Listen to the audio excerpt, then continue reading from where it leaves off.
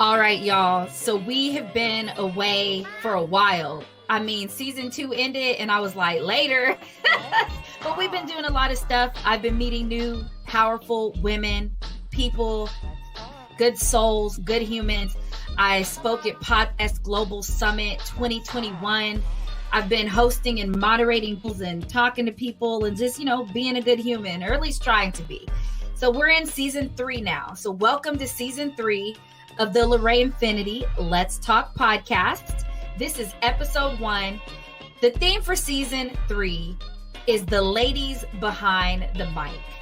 And the way I got to that is because podcasters, women in media, CEOs that are asked to speak all the time because of their unique stories always are behind the mic.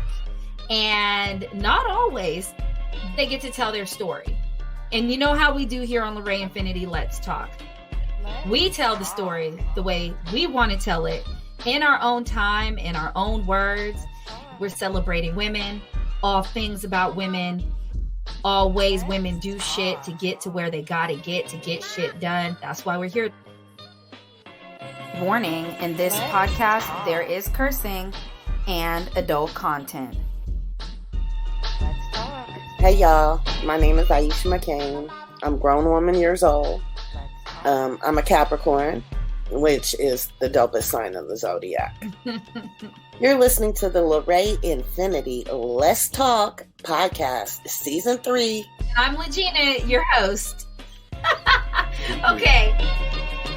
I have with me Aisha, and I met Aisha serendipitously.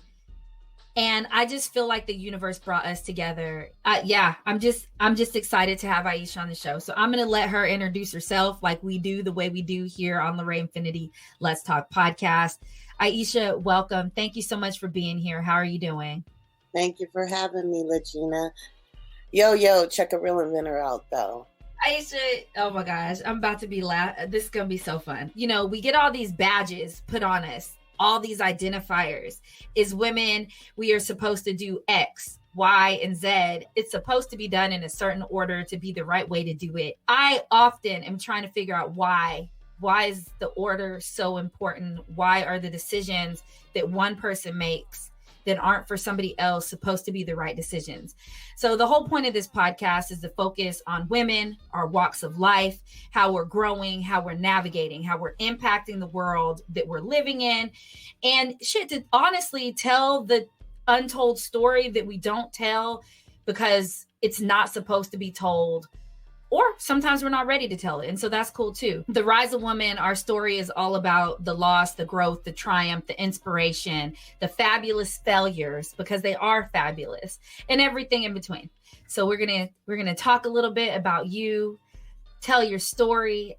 I'm here for the ride. I've been waiting for this particular conversation for a while, even to the point when we first met, Aisha. I remember saying like, I want you on the podcast and I want to sit down and have a conversation with you.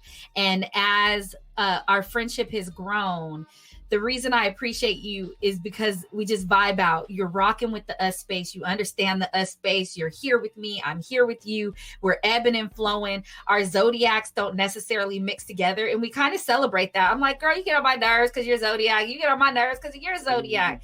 But I just appreciate you as a human and how you move and how you are already very unapologetic about the shit you've done, the shit you're doing, the shit you're about to do. And I just appreciate that in this like very transparent way. So thank you for being on the show, and thank you for being willing to tell this story with me. Thank you for having me, Regina. You're the bomb. Thanks. You said how women are supposed to do X, Y, and Z in this format, right? And that is tradition. And tradition is just peer pressure from dead people. Society, we've elevated, we've grown. A woman could do whatever she want to do, whenever she want to do it, however she wants to do it. What's a moment that instantaneously sticks out to you that impacted your world? Cancer. Talk about it. What is cancer, right? First off, the diagnosis of cancer in itself is torturous because it is not instantaneous. It's like they tell you have cancer, right? but they don't know shit about it. We don't know what stage, we don't know what your treatment is, we don't know nothing. You got to do more tests and more tests and more tests. So from the time you're told you have cancer to the time where they have taken out a piece of your tumor, sent it to tumor board. They have like tumor board at hospitals, like a group of doctors decide your treatment, not one individual. So everybody's case goes to tumor board. And so from the time you find out you have cancer, it's just like, I have cancer. What does that mean? Am I dying? I don't know. You know, you have these zero answers. And then when you try to tell people, they want to know the same shit. And you don't have anything to tell them. So the diagnosis of a cancer in itself is torturous from the time you are told till you get your treatment plan. Can be, you know, it's a waiting game, 6 to 8 weeks, I think, for me. It might have been a little longer. And so that's really scary. You know, just, it's very stressful. It's very emotional, right? It's very heavy. It's a heavy load. It's a heavy load to navigate. You go from being this perfectly healthy human being to, now I'm a cancer patient, 90 day, you know, and then the treatment is very, very, very, very difficult and very painful. You're just sick as a dog. I mean, imagine they're poisoning your body, right? So that they could kill the cancer cells. That's why your hair falls out, your nails fall out, all these things fall out, because they're poisoning your body with the idea that the good cells can repair themselves, but the cancer cells cannot. So you're literally going and being poisoned I think mine was every 3 weeks. You're going and being poisoned every 3 weeks. So you feel good, and then the poison hits you, and then you're like really sick from the poison, and then, you know, you have a couple of all right days, and I was put in forced menopause because I had breast cancer that had spread to my lymph nodes. It was estrogen receptive, progesterone negative, HER positive. And that's what a lot of people don't know too, is there are all kinds of different breast cancer. It's not like you got breast cancer, it's one cancer, we're going to treat it all the same way. No, you can have triple negative, triple B, you know, there are all these things. So with mine being estrogen receptive, I was put in forced menopause, and that was really difficult to go through. And chemo, and your hair falls out, and everything falls out, and you're just sick as a dog, pulling over, throwing up everywhere, and then you're better. I had radiation, which was really difficult. You know, radiation, you go in. So I had chemo and surgery, and then radiation and surgery before the chemo, and just I don't even know how many surgeries. And radiation, you go in, and they're basically like, takes like 5 minutes, but it makes you so sleepy. You want to just, like, I've never been that tired before. And they're like, the skin is like being burnt, you know, you can't wear like a bra, and you've got to wear ointment, and your skin is like falling off and being burnt, you know. Every day you go to radiation for a certain period of time. So how'd you find out that you had cancer? So I had a lump in my breast when I was in prison in 2001. And they, you know, took me to get a biopsy. My lawyer had to get a court ordered, and they told me I was fine. Wasn't nothing wrong with me. So when I came home, you know, I was used to that lump. They had told me it wasn't nothing. You know, I'm home from jail now. I did my time, came home, and I actually had a period for like 30 days. And I'm like, what the fuck? So I went to Planned Parenthood. And when I went to Planned Parenthood, because I didn't have insurance, so they're like, yeah, there's nothing wrong with you. Take the birth control pill. Stop the bleeding. Jesus. And I'm like, okay, but why is this happening, you know? And they're like, just take the birth control pill. It'll stop the bleeding. And I just felt so uncomfortable, you know? And so when I went home, my back went out. Like, I had a painful back. Like, my back went out on me. So I ended up going to Highland Hospital out here in Oakland, the emergency room. And I'm like this, my back went out. And by the way, I have this little pea in my boob, you know? Do you think it's from that? And they did a mammogram in the emergency room, and they could tell right then, you know? Yeah, I was pissed off at Planned Parenthood. I definitely called and, you know, talked to somebody to talk to that lady because, but again, you know, I don't want to be I'm very pro Planned Parenthood, right? Because right. My personal experience was this, and I tell anybody this. if you are having unusual menstrual cycles, go to your doctor and see what's going on. Don't just take a birth control pill, because had I had taken that pill, that would have made my cancer grow, you know? So that's how I found out. So yeah, you may be annoyed with Planned Parenthood, but I'm going. So while you were in prison, you had a lump in your boob, and you said you went multiple times to the doctor. Once? How many times? And they just said they said it's nothing. They said you have what was the word? Dense breasts. You know, you're young. You have dense breast tissue. What? Oh God! Shit. Okay, so you have dense breasts while you're in prison. When you get out of prison and you're having still this dense breast situation, and you go to Planned Parenthood, you find out you have cancer, you do the radiation, chemo. You had chemo, radiation, and surgeries. So at that time, the first time, I was supposed to have a double mastectomy. Okay. Chickened out. I was going to have my breast removed. I chickened out. I have a question. What made you chicken out of the just taking both boobs? What made you chicken out? I had, different doctors telling me different things. And one doctor said, if it comes back, it doesn't, breast cancer could come back even if you take away your boobs in a secondary location. And breast cancer will kill you if it comes to a secondary location, this, that, the other. So I just had conflicting, and I just loved my boobs. I loved my body. They were my boobs. Mm-hmm. I love them. They just had got one little sickness. I didn't look at them as enemies yet. You know what I mean? Mm. I just mentally, I just wasn't ready. Mm-hmm. It was a bad mistake, but it was a mistake. But it was my choice. Right.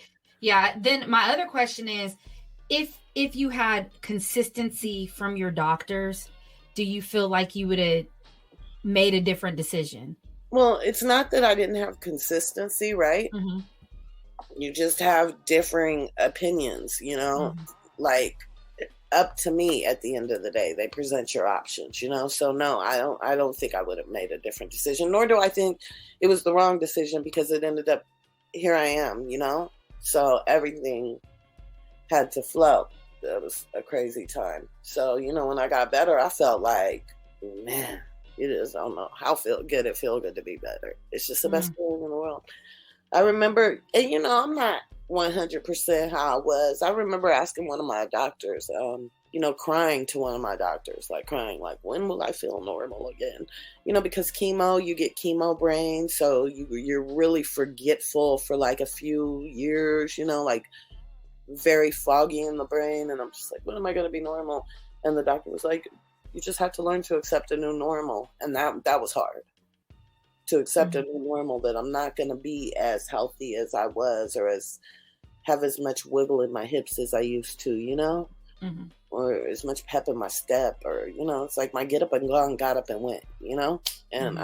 I was a shaker and a mover. So that was very frustrating for me. So when you're talking about, body, you got the body out, you're loving your body, the titties and all these things. And now that you've been faced with cancer and defeating cancer, cancer, tell us about the process with the boobs. What had happened was. Got sick again. And I had DCI, precancerous cells, basically. Where? In my breast. So at that point, I said, let's cut these motherfuckers off. Now, you bitches is the enemy. Fuck y'all. Y'all got to go. I started hating. Mm-hmm. I hate my titties. What the fuck? I was just feeling good again. Fuck you titties, Mm-hmm. And I was really large. I was a 38 double D. So I was blessed to have this surgeon, Dr. Cheryl Ewing. She helped to invent the nipple-sparing mastectomy. Before her, women would have a mastectomy and lose their nipples. So, well, shout out to Dr. Cheryl Ewing for saving women's nipples. And she's the one who told me I should have got the mastectomy in the first place before. I should have listened to her. Brilliant Black woman, right? She just, is the epitome of love, Dr. Ewing, right? And so when I Googled her and I was like, wow, I know. So when I went and saw her, I was like, you're a superstar. She's just so humble and amazing. And I just adore her. She's really a great, phenomenal person. So I had to have a breast reduction first, because to keep your nipples, you have to be either smaller chested, or I wouldn't say smaller chested, but just not as big as I was. After the breast reduction, I had a double mastectomy. So they removed everything. And I mean, like literally to where like there's like you can feel your rib cage. There's nothing. There's nothing. It's all gone. Then they put these little spacer things in. You go in once a week, and they as I'm grabbing my boobs, showing you. Yeah, you're grabbing your boobs, and I'm over here nodding, so nobody can see what we're doing. But y'all, there's a lot going on right now. I'm nodding, and she's real close to showing me the boobs, and I'm like, okay, like lean it in. I'll show you, girl. I'll show you. I love it. I love it. You know, I'll show you. And they're your original nipples. It's not tattooed. The only one. So what happened was. What had happened was. So you get these spacers, and you go in once a week, and they fill them up with saline or whatever to stretch the skin out to where you want to be, right? So I get the size I want to be. I'm like, yeah, this is a cool size. I choose a smaller size, like a C cup. I'm like, a C cup. That's cool. I like, because I had liked, after my breast reduction, girl, I was like, I thought those big titties were a blessing. They're big. They made my back hurt. I had a dent in my shoulder from my bras. You can't never wear a dress shirt because the buttons pull apart and it looks slutty, but it's not your fault. You got big titties, you know? Right. So y'all like, feel us on this, right? Because the titties do come into play. I've even seen women with like little bitty titty committee and those button-up shirts. I'm like, you don't love us. They don't love us. So that's when I met Dr. Spatani, my superhero, too. So I get my double mastectomy.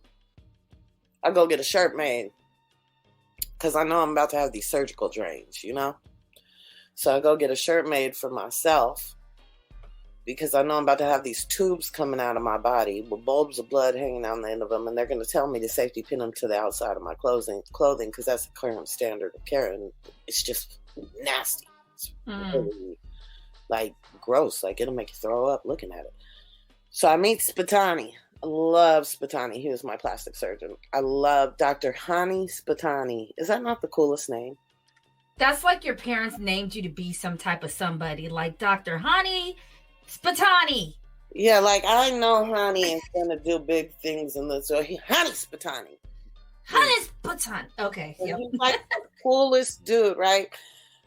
Nice on the eyes, you know, has this very calming, you know, younger, you know, has this calming, like, sense to him. And I say nice on the eyes, not that makes a difference, but I'm just describing him. It makes a difference. And he's nice on the eyes, though. He's a handsome guy, right? So, and he's a phenomenal surgeon, the best, and a great human, right? And sweet guy, you know, and he, and let me just say this. He got married while he was my surgeon. And so, ladies, even if you think he's nice on the eyes, he has a Mrs. Spatani at home that he loves very dearly. Hani Spatani, married, great guy. Married. Don't be jumping in his DM like, hey. Hey, Hani Spatani, I heard you on the Lorraine Infinity Let's Talk podcast when Aisha was shouting you out. What you doing? No. Hani Spatani is married. Married. So you know, I meet Dr. Spatani because Dr. Ewing does the mastectomy. She removes the tissue. Spatani does the reconstruction, right? So my first reconstruction surgery was a deep flap. That's where they take your stomach and the skin from your stomach. So I actually have a tattoo that was on my stomach on my breast. They take your stomach fat, your own fat, and they create titties, right? Oh my gosh. Y'all, I'm going to see her boobs before the end of this episode. I'm telling you. Oh, for sure. So they make titties, right? And it's a very complex, it's microsurgery. It's a specialty, right? Because you can't just take tissue from one area to another and throw it in there and it lives. You have to connect each blood vessel so that you don't get necrosis, you know, that it lives. And so it worked on one side. It was supposed to be an 8-hour surgery. He tried for 16 hours. It did not work on the right side because I had radiation. But God, did he try, you know, and I love him for that. for everything really. So then after that surgery, you know, I had already invented the shirt, right? And, well, I had made the shirt for myself, and he's like, this is great. Other patients need this. Lots of people get surgical drains. Quarter of all surgeries require drains, not just breast surgeries. You should do something with this. And I'm at home, cut up, got hip to hip, breast to breast, drains coming out. I'm just miserable. And I'm sitting down in my little recliner watching Shark Tank. Like, yeah, they're not going to do me like that. Oh, no, I'm going to have my shit together first. So that's why I was like, I'm going to get my patent. I'm going to get my FDA registration covered by insurance. I'm going to go big or go home, and then I'm going to go on Shark Tank. That was my goal. You are listening to the LRI Infinity Let's Talk podcast, and I am here with Melissa Mel, founder of the WoMi app. Tell us, Mel, what is the WoMi app? The WoMi app is the first native directory app for women and minority-owned small businesses. It's free to download in Google Play and App Stores, and free for brands to join the 150 plus brands already listed. You heard it here, folks. Download the WoMi app and discover small brands to support every day. So in the midst of all this, the surgery didn't work, and I ended up having multiple complications on my abdomen because my body just does what it wants. It rejects everything. My body's just like sick of it, right? So it just rejects stitches, tape, anything. My body's just like trying to spit it out and get it out, right? Mm-hmm. Anything foreign. So I couldn't even tell you how many surgeries on my abdominal, on my stomach, because it would never close. Mm-hmm. It would open and spit out something else. You know, it's just craziness, right? So Spatani's, fixing me. He probably operated on me more than any human being. And so I file a patent throughout all this, right? And I tell my patent attorney, I know I'm going to get the patent the day I'm in the surgery and I can't celebrate. When I get my new boob, I'm going to get the patent. And I'm not going to be able to pop a bottle of Cristal. I just know it, right? And so I will have another abdominal surgery. And so it was like a surgery. So I was supposed to get the next boob, a couple months later, and it ended up dragging out to like a year and a half till I got the next boob because of different surgeries, or I broke my foot. And I'm just like, oh my God, all this, I just want to get this patent so I can stop having surgeries. Because now in my mind, this is so real how this is going to happen. Like that's the deadline, that's the cutoff, that's when shit's about to change. Right. And so then I had a deep flap. So they took my latissimus muscle from my back. So I have a scar about a foot long on my back. They took my latissimus muscle, put it under, brought it under, because that's living tissue, and then put an implant. And then I got a tattoo, a nipple tattoo. Now tell me this. Which is the tattoo and which is real? Oh. Which is which? Can you see them both? No, I only can see. Okay, which is the tattoo and which is real? I don't. Hold on. I honestly don't know. Hold on. No, I don't know. Maybe that one's the real one, only because I see it sticking out more. That one's the real one? This one's the real one. This one's the tattoo. But you see Wait. That's the tattoo? Oh, wait, no. This is the real tattoo.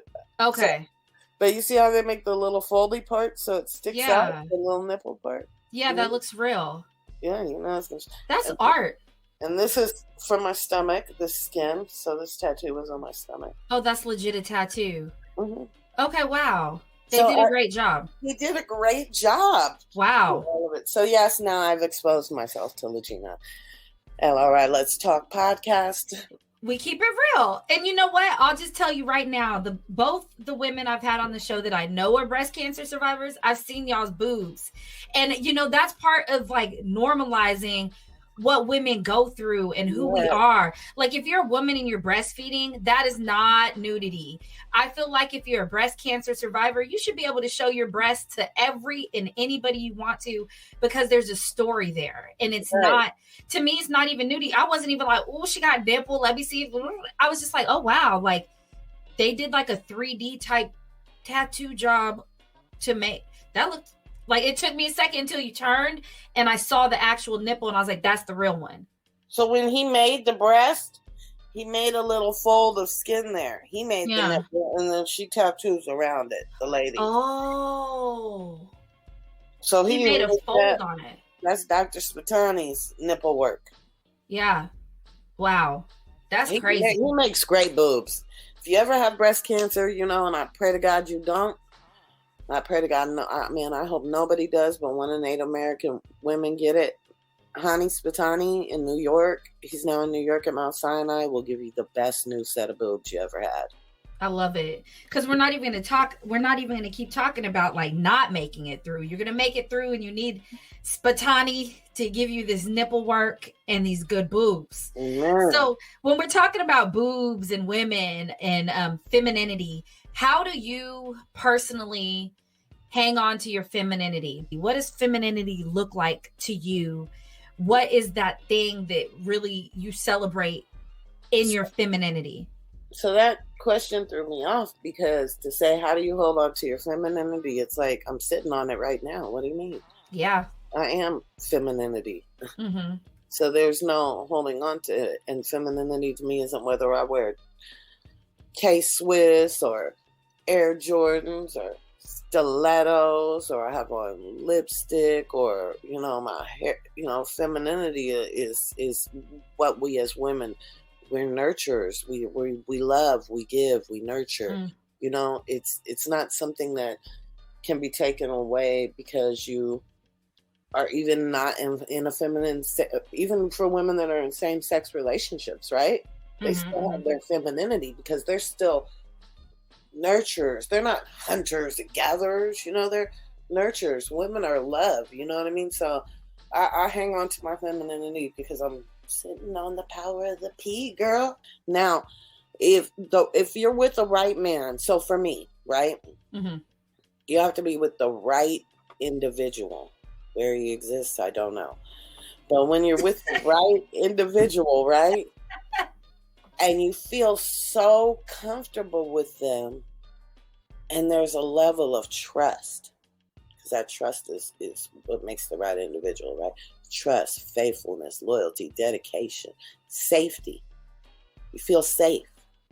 You feel this person's going to protect you. They're going to protect your name. They're not going to bring shame on you. No love and hip hop bullshit. The real shit. Sade type shit. Yeah. Your love is king, crown me with your heart type shit. With that kind of man, then I'd be more soft and feminine, in the house. You know what I mean? But like you said, I hang out with guys. I am who I am. I'm still feminine. I can cuss you out and be feminine. We're entering an age where it's like these social definitions of femininity and masculinity, I think that they create a lot of unhealthy human beings. Yeah. And even when we're talking about femininity, I always talk to people about the fact that a lot of the things that we're given things to think. And when you don't think them, you're different, you're going against the grain. But when I think about femininity, I'm just like, well, it's just like when somebody's like, oh, you talk proper, you sound white. I'm like, how can I sound white when I'm black and this is my voice? So me being black this is a black voice, like, like that. Or, well, you drink like a guy. I'm like, well, I'm the one drinking. And I'm pretty sure that in this iteration of human, I have a split. So I'm a woman. So I actually drink like a woman. Or I want a pussy shot. I'm like, okay, cool. My pussy shot particularly is this in a cup, go. And just those things that are given, and then it becomes a thing. So I 100% agree with you.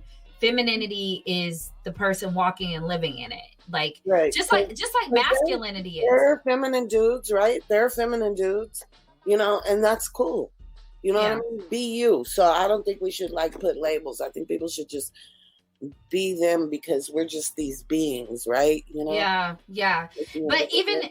But even in that, in definition, if we're saying that, because I'm a older millennial and tomboy still isn't a bad word. So I was a tomboy and I'm a feminine tomboy, right? So even in definition, if me being a little bit more boyish or whatever is part of my femininity. I wonder if we could argue the same thing for a man that is quote unquote feminine.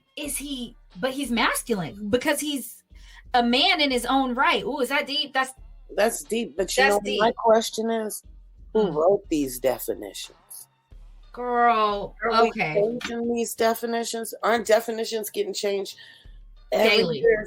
It's something, you know what I mean? So, we just out here learning. Every day. Every single day. Okay. We're talking about learning. What was your biggest challenge as a young adult? I had a challenging childhood. Uh-huh. I chose to run away. I don't really know what my biggest challenge was because I don't really see challenges as challenges. I just see it as life. Something I gotta get past, get over, get through, get around. Yeah. Or whatever. Yeah. The whole thing is just a navigating challenge type situation. Yeah, my life has been extremely challenging forever. So Forever. Probably in the past life too. So I can't even tell you what my most challenging moment is. I truly cannot. How about an experience that made you feel really empowered? Having my mastectomy. Why? I don't know. Not having tits just made me feel like the strongest bitch in the world. Like it didn't matter. Like these boobs that I thought were so fucking important didn't even fucking matter. Wow. Not having my mastectomy made me feel like, really strong. I mean, having it, not having breasts, made me feel very strong. Like to be able to look in the mirror and say, man, I'm still beautiful. Look at me. I go to get gas. People still flirt with me. I still got it. It wasn't about the boobs, you know what I mean? And I just felt empowered through that, Damn. Okay.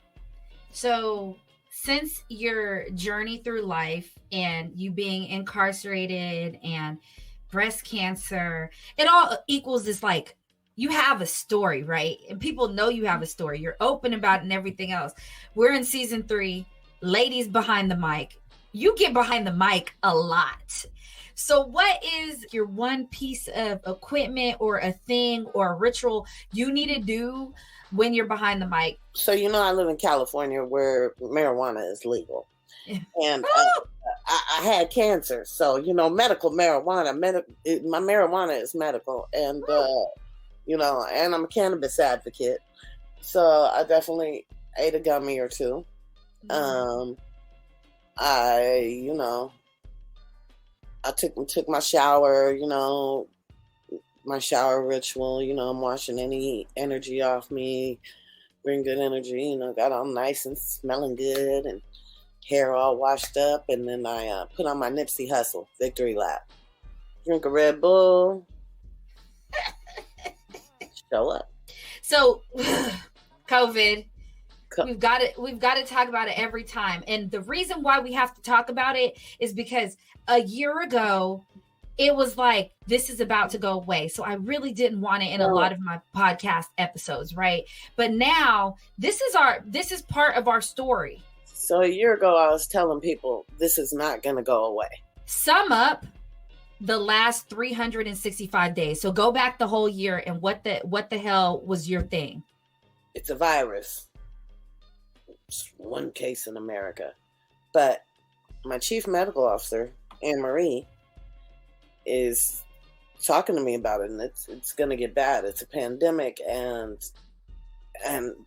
Donald Trump was the president. And so, and this isn't about politics. I'm not trying to throw politics in this. This is just plain and simple. We had ineffective administration when it came to the coronavirus pandemic, and he was lying to people.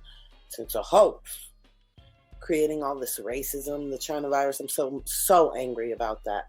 And so knowing that he had dismantled the pandemic response team.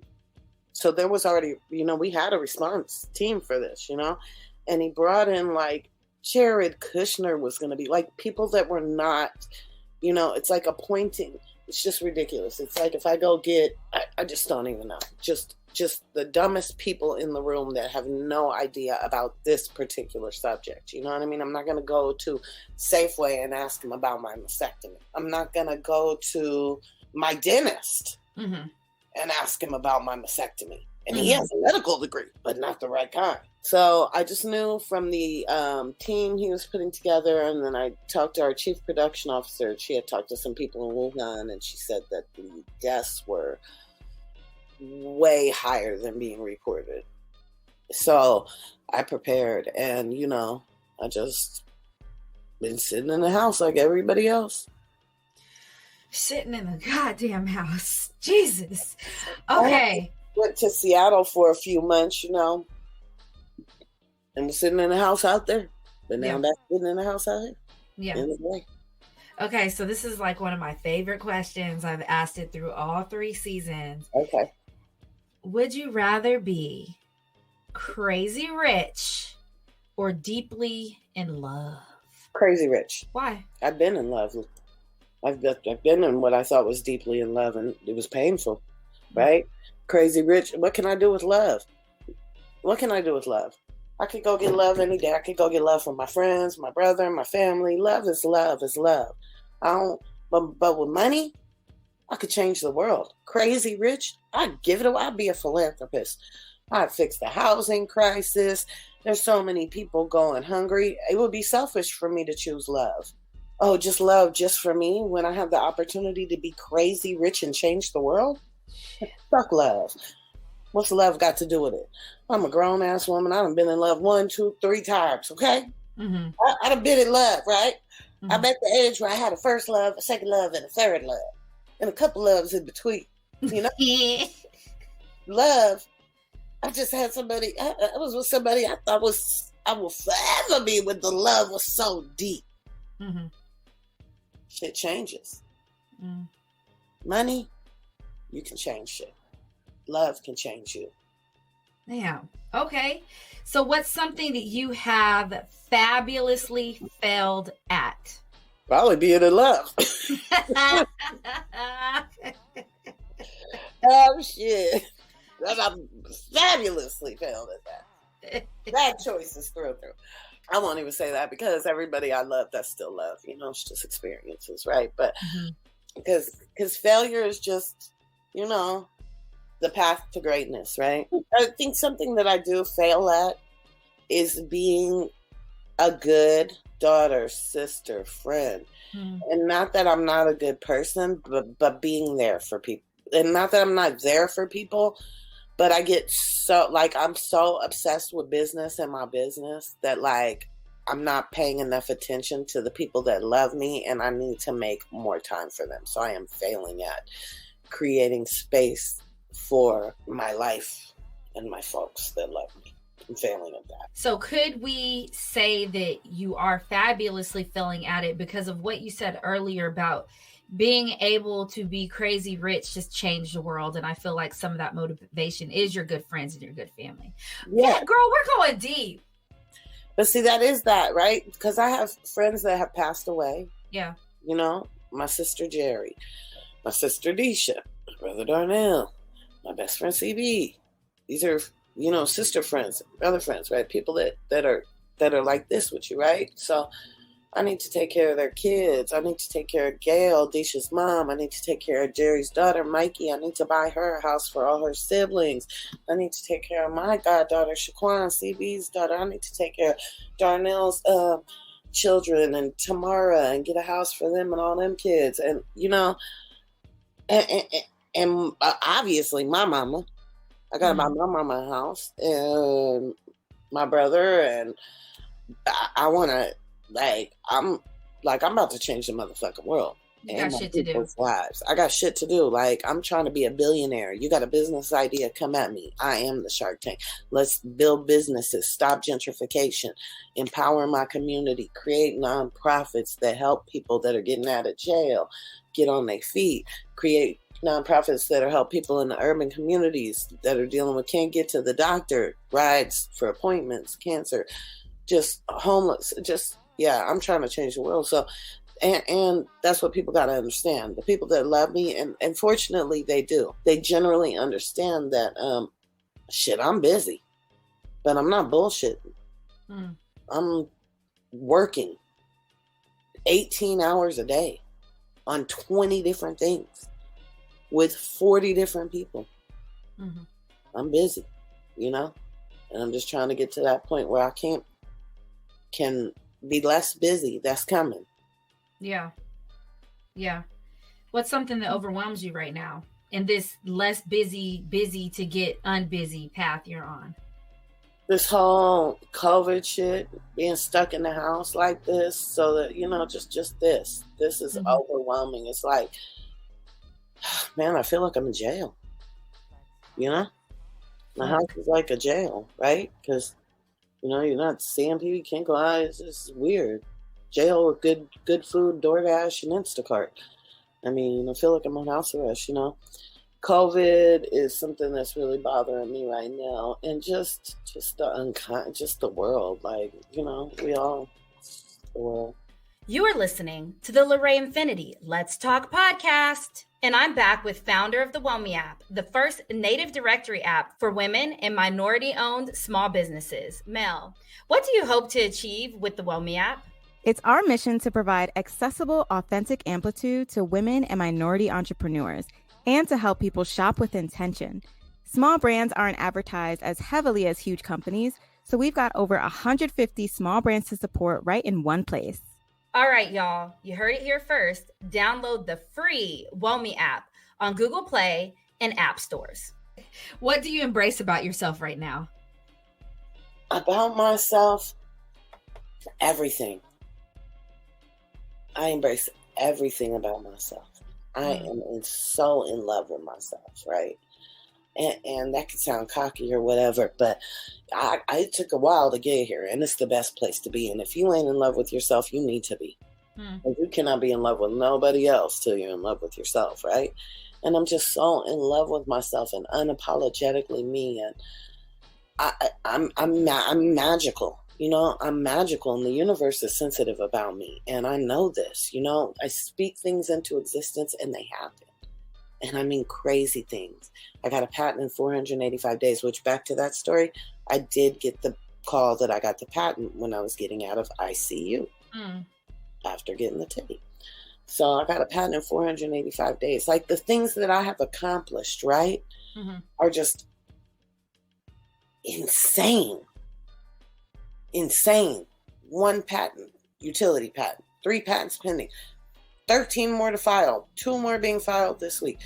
Created pediatric superheroes for kids. Like, everything that I'm doing is insane. And so I just embrace all of me and my creativity and my drive, and everything about me right now is just on fire, and I'm loving it. You are on fire, and you do have a lot going on, and you're right. It's so much better when you get to the point of embracing who you are. Like, even the things where I'm like, ooh, now it's like, oh, you could tighten that up, but still it's cute. The skin tone is cute.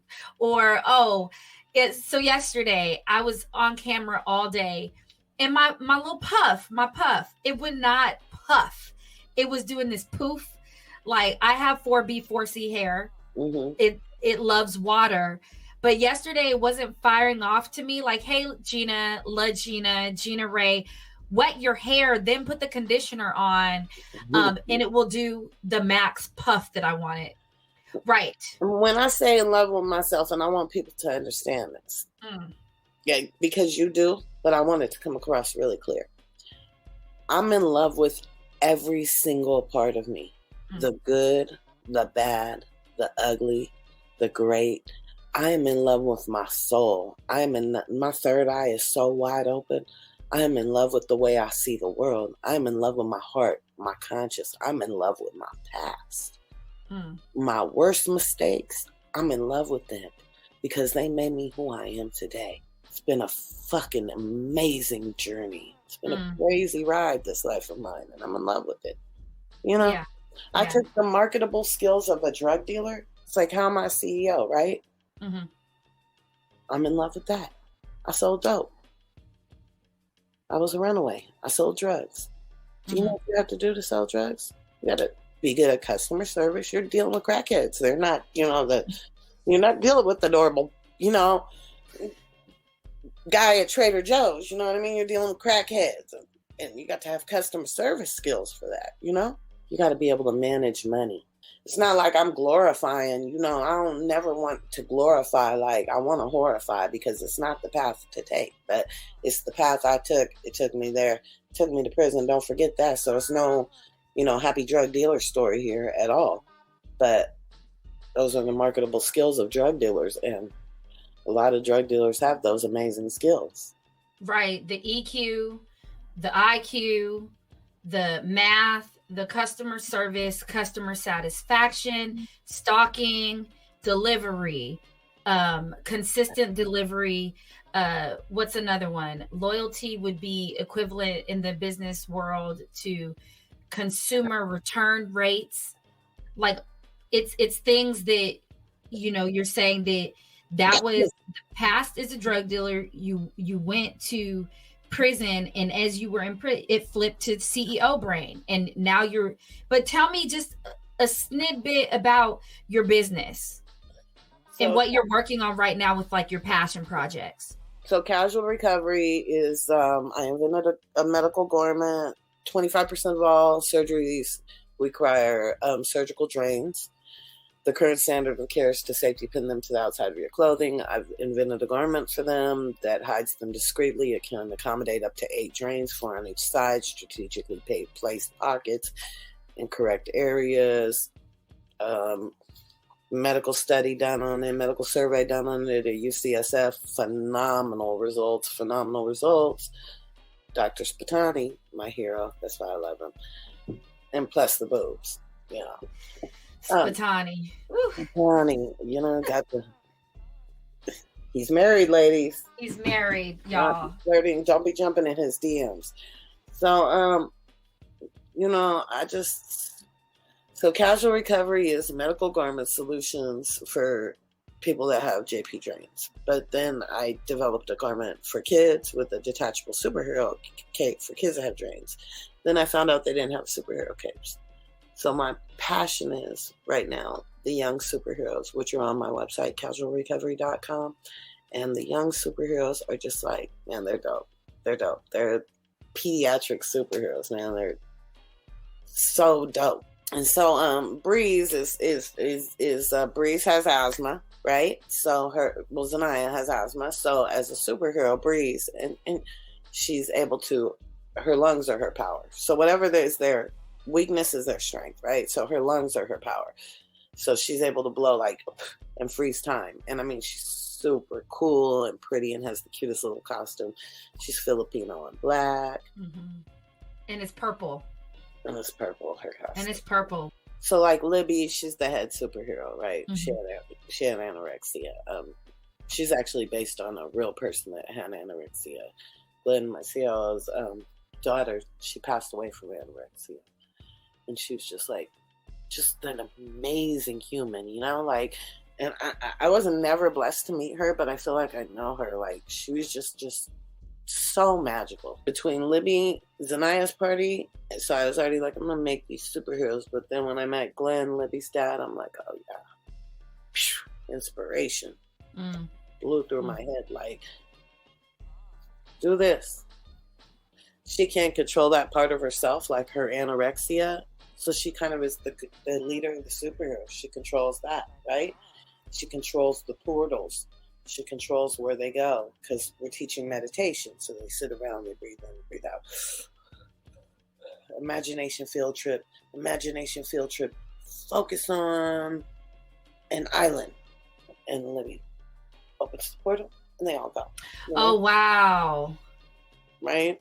So because she wasn't able to control that one thing, she couldn't, it's not something you can control. People don't understand it. It's really an illness, So, we're going to raise a lot of stigmas around eating disorders, and hopefully, younger children will know and catch signs and be able to say, oh, this is something I can talk to someone about, or, through these stories, be empowered.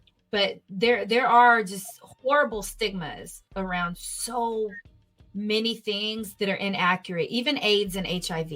Even AIDS and HIV, but especially around eating disorders. There are so many stigmas around eating disorders, like mental health, period. There are so many stigmas around mental health. And I hope as a society we can erase those stigmas and understand that mental health is real. Problems that people go through, PTSD, anxiety, depression, or cancer, it's a disease. Mm-hmm.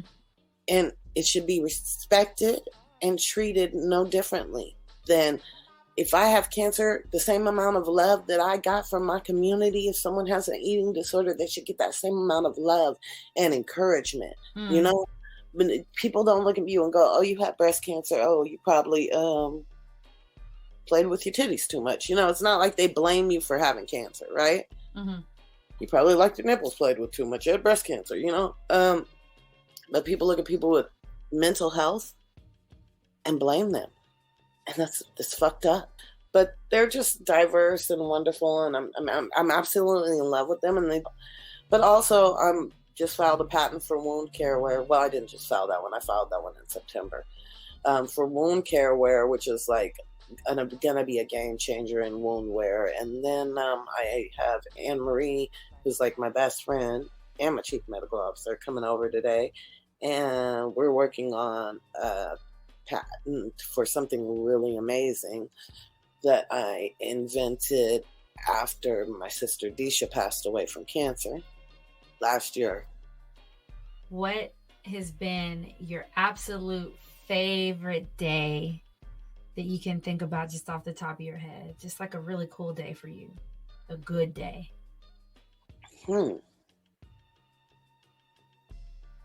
My absolute favorite day ever in life?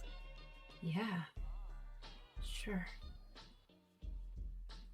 The day I got out of prison. What did that day look like? Oh, man. Listen, man. You ever smile so hard your face hurts? I have. I smiled so hard my whole cheeks was hurt. Oh, man. You know, the week before you count, 4 days in a week, I mean, months before you're counting down, then you're like, to wake up, I was just like nervous and anxious and ready, you know. I was in Seattle, in jail Seattle. That's where the feds had sent me. So I had to dress out. My sister Jerry, she passed away. She sent me my dress out clothes, her, Disha, Militia, some fly, whatever was fly at the time. Aaron Max's Rockaware, I don't know, some fly shit. And then I caught a cab. I went to Burger King. What'd you get? Because it was right there, and I had to get to the airport, and I was like, ooh, I must have Burger King. I can get Burger King. So I got me some Burger King. Wait, so your first meal right outside of prison in Seattle was Burger King? Girl, hell yeah. What'd you get? I think I got a Whopper with cheese, probably a double Whopper with cheese, probably onion rings and fries, and just, girl, that was like gourmet food, okay? I had been in prison. Like, what? Okay. Touche. You know, like I could just pull up and order a burger. Like what? I could just pull up. Like it's not just like y'all are having this today. You know, it's like a choice. Man, Burger King. So yeah, that was. I got that. Then I went to the airport, and I had a. You know, it's after September. Like, you need ID to fly. I didn't have ID, but I had like a letter from the prison. Then shit, I got on that plane. I was happy, hella happy. What you mean? I was free. I was man. Oh my God, it was the best day ever. Got off the plane. My friend picked me up. We stopped at a gas station in San Francisco. Everybody met there because I had to go to the halfway house in Oakland. I had like 10 minutes or whatever. I was on. You got to be there at a certain time. So everybody meets there. It's this garbage bags of clothes and shoes and just so much love, you know. And I show up at the halfway house with hella shit, and my folks is just coming through like honking, waving. It was just the best day, you know, ever. I was free. I was halfway free, but I was free, you know. Y'all, We just went on a journey. And if your bag is not full of fucking gems, I don't know where you think I was gonna not go with season 3. So y'all, you know what? I appreciate all the listenership. I appreciate the people that I've met along the way of this podcasting journey. I appreciate people that have let me know that this podcast is as meaningful as I was hoping and as I feel it is. I particularly appreciate you, Aisha, for busting into season 3, because your story's bomb. Y'all, an hour is not going to capture these stories. So let me know when you want to hear from another guest again. All the women of all the seasons will happily jump back on this podcast. I have a project I'm working on to come out over the summer where we do the follow-up. So if you have questions for certain guests and you want to know something about them, where they are, what they're doing, who they're with, who they're not with, hit me up, DM me so that we can follow up, because, you know, it's going to be called the follow-up. Let's talk the follow-up. But anyways, I appreciate everybody for listening, for being fans, for supporting, for amplifying, for celebrating women's stories, because that's what we're doing, normalizing all things in, around, and about women through storytelling, through conversations. Aisha, thank you so much for being on the show. Thank you so much for having me, Queen. And I just want to say, anybody, you could do anything you want to do. I dropped out in the 9th grade. I got my GED in prison. I'm the CEO of a big company, man. I'm changing the world. You could do anything you want to do. It don't matter where you come from. It's not where you're at. Tomorrow you could wake up and change the world. You could be anything you want to be. Speak positivity. Thoughts become things. Use the law of attraction. Use the universal laws. Be a good human. Life is good, you know? Y'all, and as always, tell your story, be your own brand, live your truth, and stand in your moment, because you only get one life to do this. Stand in your moment, y'all. All right, y'all. My name is Aisha Michelle McCain. I am grown woman years old. I'm a Capricorn, best sign in the zodiac. I'm a vegan. I'm a practicer of the universal law of attraction. I am a manifester. I am a queen. I am an inventor. I am a creator. I am a poet. I am a stoner. I am all woman. She is all me. Believe that. And you just listen to my story as I live in my truth and stand in my moment on the Lorraine Infinity Let's Talk podcast, season 3, first guest at Yay! Thank you, Aisha. All right, y'all. Bye. Bye. Let's talk. Beep. I put on my Nipsey Hussle victory lap. That's what's up. Victory lap. Throw some things into the universe and they appear. I have to write this down, because for the songs in between the episode this time, we're gonna play Nipsey and Sade. Yeah. So I'm looking for my Nipsey, and then I just, drink a Red Bull. Beep. Okay. I've fabulously failed. Huh. I've never failed. I have never, y'all. She never failed at anything. Done. Beep. I always know things. I sense things. I feel things. Like, I'm extremely intuitive, And so what was the question again? What's one of the things that intuition? That was What do you embrace about yourself right now?